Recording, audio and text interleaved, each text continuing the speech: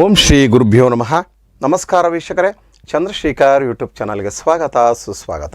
ವೀಕ್ಷಕರೇ, ನಮ್ಮ date of birth combinations 81 combinations ಬರುತ್ತೆ.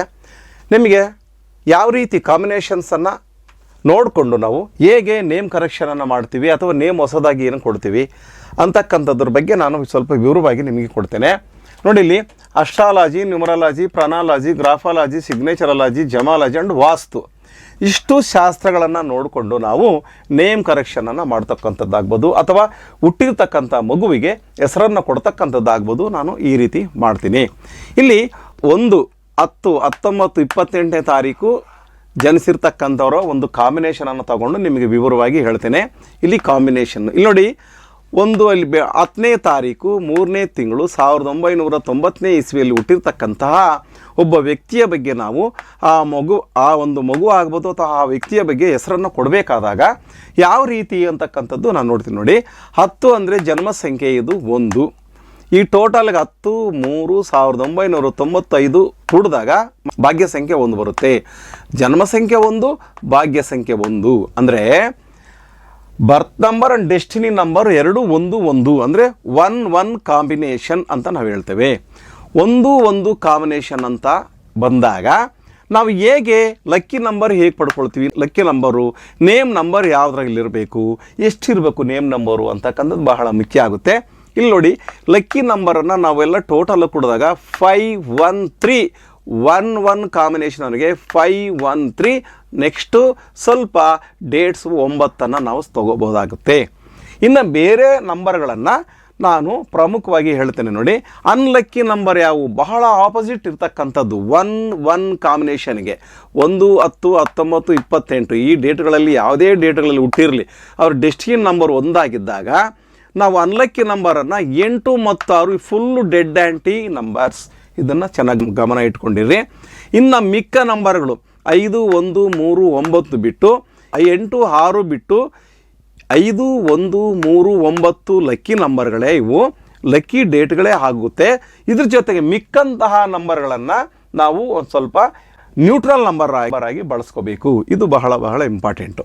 ಈಗ ನೇಮ್ ನಂಬರು ಈ ಒಂದು ಕಾಂಬಿನೇಷನ್ವರೆಗೆ ಯಾವುದ್ರ ಎಷ್ಟಿರಬೇಕು ಅಂತ ನೋಡ್ರಿ. ನೇಮ್ ನಂಬರು 5 or 3ನಲ್ಲೇ ಇರಬೇಕು, 1ನಲ್ಲೇ ಇರಬಾರ್ದು. ನಾನು ಹೇಳ್ತಿದ್ದೀನಿ 1ನಲ್ಲೇ ಯಾಕೆ ಇರಬಾರ್ದು ಅಂದರೆ 1 ಕಾಂಬಿನೇಷನ್ವರೆಗೆ ಮತ್ತೆ ನೇಮ್ ನಂಬರ್ 1 ಆದಾಗ ಅನಾರೋಗ್ಯ ಮತ್ತು ಸಮಸ್ಯೆಗಳು, ಅವನ ಸಂಬಂಧದಲ್ಲಿ ಭಾಳಷ್ಟು ಸಮಸ್ಯೆಗಳು ಬರ್ತಕ್ಕಂಥದ್ದು, ನಿಷ್ಠೂರ ಆಗ್ತಕ್ಕಂಥದ್ದು, ಈ ರೀತಿಯಾದಂಥ ಸಮಸ್ಯೆ ಬರುತ್ತೆ.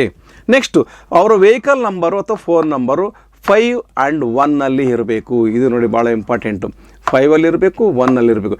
3ನಲ್ಲಿದ್ದರೆ ಏನಾಗುತ್ತೆ ಅನ್ನೋದು ಭಾಳ ತಿಳ್ಕೊಬೇಕು. 3ನಲ್ಲಿ ಅಕಸ್ಮಾತ್ ಫೋನ್ ನಂಬರ್ ನೀವು ಟೋಟಲ್ ನಂಬರ್ ತಗೊಂಡಾಗ ಏನಾಗುತ್ತೆ ಅಂದರೆ ಮತ್ತೆ ಸಮಸ್ಯೆಗಳು ಬರುತ್ತೆ.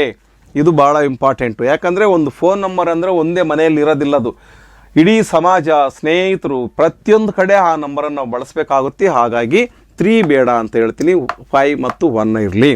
ಸಿಗ್ನೇಚರು 360 ಡಿಗ್ರಿ ಒಂದು ಕೋನದಲ್ಲಿ ನಿಮ್ಮ ಸಿಗ್ನೇಚರನ್ನು ಇರಬೇಕು. ಯಾವುದು ನಾವು ಕೊಟ್ಟಿರ್ತಕ್ಕಂಥ ಹೆಸರು ಏನಿರುತ್ತೋ ಅದನ್ನು 360 ಡಿಗ್ರಿಯಲ್ಲಿ ಮಾಡಬೇಕಾಗುತ್ತೆ. ಸ್ಟಾರ್ಟಿಂಗ್ ಲೆಟರು ಮತ್ತು ಎಂಡಿಂಗು ಲೆಟರು ಯಾವ ರೀತಿ ಎಂಡಿಂಗ್ ಮಾಡಬೇಕು, ಕೆಳಗಡೆ ಗೆರೆ ಎಳೆದು ಚುಕ್ಕೆ ಇಡಬೇಕಾ ಬ್ಯಾಡ್ವಾ ಅಂತಕ್ಕಂಥದ್ದು ಆ ಕಾಂಬಿನೇಷನ್ ಹಿಡಿದು ನಾನು ಹೇಳ್ತೇನೆ. ಜೊತೆಗೆ ಇಷ್ಟಾದಮೇಲೆ ಇಂಪಾರ್ಟೆಂಟು, ನಾವು ಜಾತಕವನ್ನು ಮೊದಲು ನೋಡ್ಕೋಬೇಕು. ಯಾವ ನಕ್ಷತ್ರ, ಯಾವ ದಶಭುಕ್ತಿ ನಡೀತಿದೆ, ಯಾವ ಈ ಒಂದು ಡೆಸ್ಟಿನಿ ನಂಬರು ಮತ್ತು ಬರ್ತ್ ನಂಬರ್ಗೆ ಮ್ಯಾಚ್ ಆಗ್ತಕ್ಕಂತಹ ನಕ್ಷತ್ರ ಇದೆಯಾ, ರಾಶಿ ಇದೆಯಾ ಅನ್ನೋದು ನಾವು ನೋಡ್ಕೋಬೇಕಾಗುತ್ತೆ. ನೋಡಿಕೊಂಡು ನೆಕ್ಸ್ಟು 18ನೇ ವರ್ಷಕ್ಕೆ ಯಾವ ಒಂದು ದಶಭುಕ್ತಿ ಬರುತ್ತೆ ಅನ್ನೋದು ನೋಡಿಕೊಂಡು ನೇಮನ್ನು ಕೊಡಬೇಕಾಗುತ್ತೆ. ಮತ್ತು ಸಂಖ್ಯಾಶಾಸ್ತ್ರ ಪ್ರಕಾರ ಸಹ ನಾವು ಕುಂಡಲಿಯನ್ನು ಹಾಕಬೇಕಾಗುತ್ತೆ. ಕುಂಡಲಿಯಲ್ಲಿ ಅಂದರೆ ಲಕ್ಕಿ ಸಂಖ್ಯೆಗಳು ಯಾವುವು, ಅನ್ಲಕ್ಕಿ ಸಂಖ್ಯೆಗಳು ಯಾವುವು ಅನ್ನೋದು ಬಹಳ ಮುಖ್ಯವಾಗಿ ನೋಡಬೇಕು.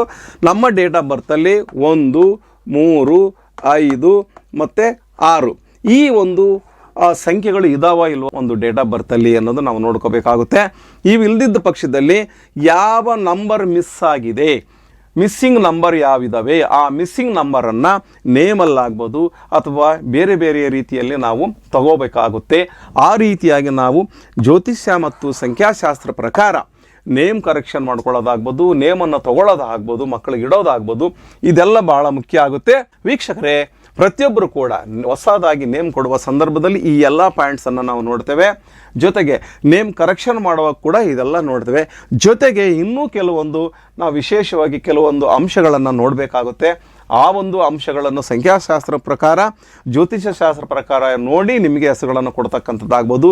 ಈ ರೀತಿಯಾಗಿ ಬಹಳ ಸೂಕ್ಷ್ಮಾತಿ ಸೂಕ್ಷ್ಮವಾಗಿ ನೇಮನ್ನು ನಾವು ಹೊಸದಾಗಿ ತಗೋಬೋದ ಅಥವಾ ನೇಮ್ ಕರೆಕ್ಷನ್ ಮಾಡ್ಕೊಳ್ಳೋದ್ರ ಮುಖಾಂತರವಾಗಿ ನಮ್ಮ ಲೈಫನ್ನು ಚೆನ್ನಾಗಿ ಸುಗಮವಾಗಿ ಒಳ್ಳೆಯ ದಾರಿಯಲ್ಲಿ ಸಾಗುವಂತೆ ಮಾಡ್ಕೊಳ್ತಕ್ಕಂಥ ಪ್ರಯತ್ನ ನಾವು ಮಾಡ್ಕೋಬೇಕಾಗುತ್ತೆ ಪ್ರತಿಯೊಬ್ಬರು. ಹಾಗಾಗಿ ವೀಕ್ಷಕರೇ, ಈ ಒಂದು ವಿಡಿಯೋ ಇಷ್ಟ ಆದರೆ ಲೈಕ್ ಮಾಡಿ, ಸಬ್ಸ್ಕ್ರೈಬ್ ಮಾಡಿ, ಕಮೆಂಟ್ ಮಾಡಿ ಹಾಗೂ ಶೇರ್ ಮಾಡಿ. Thank you. ನಮಸ್ಕಾರ.